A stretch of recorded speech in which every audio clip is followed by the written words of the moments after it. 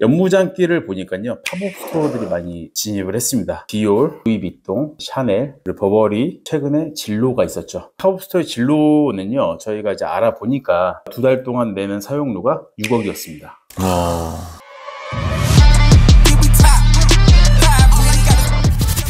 안녕하십니까, 빌딩 수사대입니다. 저희가 그동안은 전문가분을 초대해가지고 이야기를 나눠봤는데, 오늘은 저희들끼리 이야기를 좀 나눠보면 좋을 것 같아요. 이름하여 끝장토론. 끝장토론이요?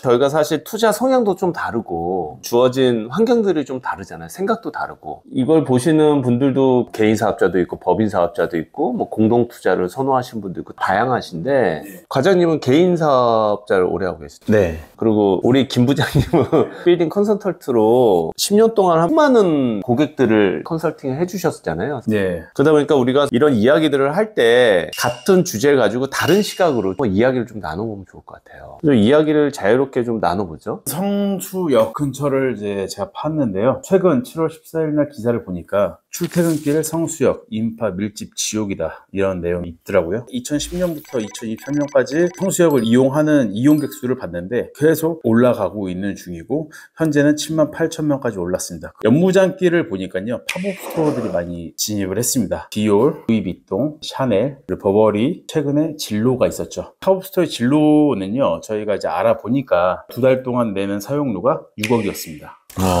현수막 같이 붙여있는 것들이 있잖아요. 이런 게 월 500에서 600만원, 많게는 1000만원에서 1200까지 형성이 돼 있다고 하고, 대체 왜 이런 대기업들이 이쪽 팝업 스토어와 5개 광고를 많이 하느냐? TV 광고 내용을 좀 봤어요. 그러니까 1회 송출하는데 1200만원씩 나가는 게 있고, 근데 이게 한 번만 계약하는 게 아니라 어디는 뭐 만회 뭐 이렇게 계약을 하더라고요. 미운 우리 새끼 끝난 다음에는 3억, 나 혼자 산다에 나온 건 2억 5천, 이런 식으로 판매 중이라고 나와 있더라고요. 이런 팝업 스토어가 진로같이 이런 6억을 준다고 해도 비싼 광고가 아닙니다. 그리고 또 연무장길을 가보시면 알겠지만 워낙 젊은 사람들이 몰려있는 곳이에요. 맞아요. 그래서 젊은 사람한테 광고를 할 수 있는 그런 장점이 있죠. 그리고 주변에 어떤 사람들이 투자를 했느냐, 어떤 법인이 투자를 했느냐를 봤는데, 크래프톤에서 투자한 건물들을 좀 알아봤습니다. 게임 회사죠? 예. 크래프톤이라는 어떤 회사냐면요, 배틀그라운드 그 회사에서 총 7개 건물을 이제 매입했었고, 7개 토지를 매입한 거죠. 예. 건물도 물론 마찬가지고. 예. 이 중에서 제일 핫한 게 바로 이마트 성수 지점이 될 것 같습니다. 그다음에 무신사에서 여기를 또 투자를 많이 했었죠. 맞아요. 최근에는 젠틀몬스터 II 컴파운드라는 회사로 해서 지금 신사옥을 짓고 있습니다. 성수동에서 이제 개발 호재도 많아요. 아까 얘기했던 이마트 부지부터 보게 된다면 아모레 빌딩을 지었던 스퍼필드라는 설계사가 있는데, 이제 크래프톤 사옥을 지을 예정이고요. 한표 부지를 또 개발할 예정이 되어 있죠. 그리고 이제 성수동 일단은 아시다시피 다 중공업 지역으로 몰려 있습니다. 그러다 보니까 용적률 자체는 400%로 지을 수 있습니다. 그리고 이제 고급 아파트랑 펜트하우스를 놓칠 수가 없는데요. 갤러리아 포레, 아크로 서울 포레스트, 트리마제, 이제 신축하고 있는 아이파크 리버 포레, 이런 고급 아파트들이 들어와 있습니다. 이러다 보니까 좀 연예인들도 많이 이쪽을 투자했었고, 그래서 저는 이제 3박자가 맞는 것 같아요. 이런 고급 아파트라 펜트하우스가 몰려있고, 서울숲이라는 이 공원이 조성되어 있으면서 중간중간에 아파트가 있으면 한 상권이 흐름이 끊기거든요. 연무장길을 보게 되면 주변에 아파트 없이 그냥 쭉 뻗어 있기 때문에 끝까지 연결되는 상권들을 볼 수가 있었고, 그래서 앞으로도 상승 가능성이 있지 않을까. 사실 많은 분들이 언론이나 기사를 통해서 접했을 내용이긴 하지만 이렇게 짧은 시간에 딱 정리해서 주시니까 너무 좋네요. 무신사도 그렇고 크래프톤도 그렇고 완전히 진짜 타운을 만드는 것 같아요. 예. 그런 얘기가 있어요. 크래프톤 캠퍼스 만든다는 얘기도 있고, 네. 다양한 볼거리, 즐길거리, 문화공간까지 이렇게 생각해서 하는 것 같고.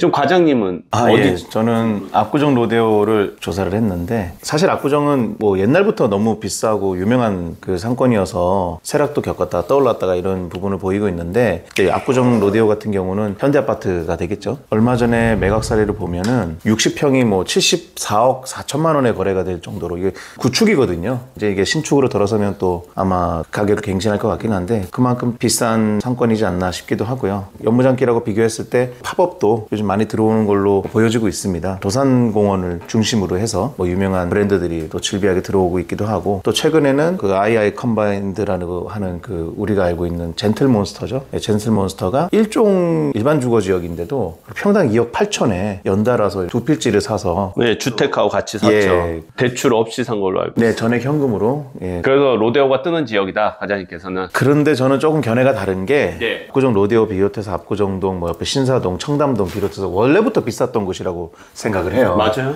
제 정고점을 과연 회복을 했나 할 정도로 많이 쇠락을 했다가 이제 다시 올라오고 있는 걸로 알고 있거든요. 맞습니다. 예, 매매 사례를 봐도 그렇고요. 네네네. 예, 그래서 저는 이제 회복 중인 상권이다. 아, 맞아요. 네, 그간의 그 다른 지역이 오른 거에 비해서 원래 비쌌던 지역이었음에도 그 정도 가격이면 저는 회복이 덜 됐다. 예, 그렇게 평가를 하고 싶습니다. 저는 이제 가로수길, 세로수길을 좀 가져왔는데요. 저는 이제 가로수길은 좀 건물주 분들께서 애플 스토어를 20년 계약해서 600억 임대료를 받았던 그걸 생각하거나 뭐 디스커버리나 망고나 자라나 이런 회사들 지금 다 나갔잖아요. 그렇게 대기업을 통한 임대료를 생각하지 말고 다시 좀 옛날로 생각해 봐 주셨으면 좋겠고, 지금 세로수길이 평당 1층 임대료가 약 40만 원에서 뭐 비싼 데는 50만 원, 싼 데는 30만 원 이 정도로 되는데, 세로수길에서 한 블록 더 이쪽으로 가는 강남시청 먹자골목이죠. 이쪽을 좀 눈여겨볼 필요가 있다라고 생각하는 이유가, 여기 세로수길은 사실 막 뜨는 지역은 아니지만 10년들이 봤을 때 리스크가 적은 지역이라고 보고 투자할 가치가 있다 보거든요. 지금 보면 중국인이나 일본인, 그리고 동남아, 인도 이런 외국 분들이 지금 많이 오고 있거든요. 여기를 편하게 오는 이유가 신사역 8번 출구를 중심으로 해서 성형외과가 많아요. 그리고 숙박, 비즈니스 호텔들이 많아요. 그러니까 교통이 좀 편리한 거죠. 병원 갔다가는 당연히 숙박시설 가까운 데 있어야 되고, 자연스럽게 문화, 먹을거리 이런 것들을 즐길 수 있는, 그리고 도로가 이제 시원시원하게 뚫려 있다. 그런 장점이 있다라고 보기 때문에 좀 꾸준하게 상승하지 않을까. 아직까지 또 세로수길이나 그 이면의 강남시장의 그 길들은 평당 1층 임대료가 10만 원에서 20만 원 정도 되는 곳들도 많이 있거든요. 평단가 대비 가치 상승 안전하게 리스크 없이, 이미 다 뜬 지역은 너무 위험하다고 들어가기에. 아까 회복기를 얘기해 주셨는데 세로수길의 뒤편은 회복기가 아니라 상승기다. 세로수길을 기점으로 해서 만약에 꼬마 빌딩에 이제 투자를 한다면 이쪽이 좀 안정적이지 않을까. 저는 성수동이 좀 더 안정감이 있지 않나라는 생각을 많이 했습니다. 지금은 2, 3층짜리 건물들이 뭐 2억에 팔리고 2억 5천에 팔리고 하고 있는데, 그게 이제 실제로 지어지는 것들이 많이 생겼어요. 유일하게 지식산업센터 금액이 안 떨어진 곳이 성수동이죠. 성수동입니다. 맞아요. 예, 그래서 지식산업센터도 더 생기고 있고, 그리고 크래프톤이 한 곳에 모이려고 한단 말이죠. 일을 하게 된다면 유동인구도 많이 늘어날 것이고, 개발하는 곳들도 지금 어마어마합니다. 건물들이 계속 생기면서 대기업들이 들어온 만큼 중소기업들도 같이 데리고 들어오지 않을까. 성수동이 공유오피스가 거의 만시라고 보실 수 있습니다.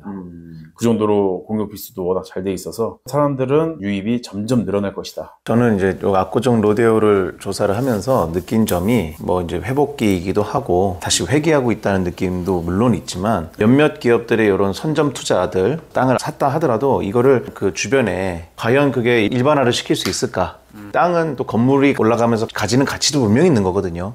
만약에 젠틀몬스터가 아닌 다른 분들이 투자를 했다면 과연 젠틀몬스터만큼의 수익 사업을 할 수 있을지, 팝업이 뭐 당장 임대료를 많이 내니까 마냥 좋을 것이다? 정말 조심해서 봐야 될 부분이라고 저는 보거든요. 네, 이 젠트리피케이션은 그 안에서 오래 장사하셨던 분들이 임대료를 못 이겨서 나가버려서 상권이 무너졌다고 한다면, 거꾸로 이런 팝업으로 흥한 곳들은 임대료를 미리 많이 냈던 사람들이 없어져서 생기는 거거든요. 그럼 저는 그 후폭풍은 이로 말을 못할 거라고 생각을 해요. 맞아요. 그래서 오늘 정리를 하면, 우리 사실 원래 오늘 좀 논쟁이 있고 그래야 되는데 너무 오늘 부드럽게 돼가지고 생각했던 의도하고는 좀 다르기는 한데, 싸우는 걸 별로 안 좋아해요. 이거 보시는 분들이 도움이 항상 되셨으면 하는 바람이고요. 저희 채널에 댓글을 달아주시면 이 지역이 좀 궁금하다, 나는 이걸 알고 싶다 하는 부분이 있으면 저희가 분석을 해서 보여드리도록 하겠습니다. 오늘 여기까지 하겠습니다. 수고하셨습니다. 고맙습니다. 자.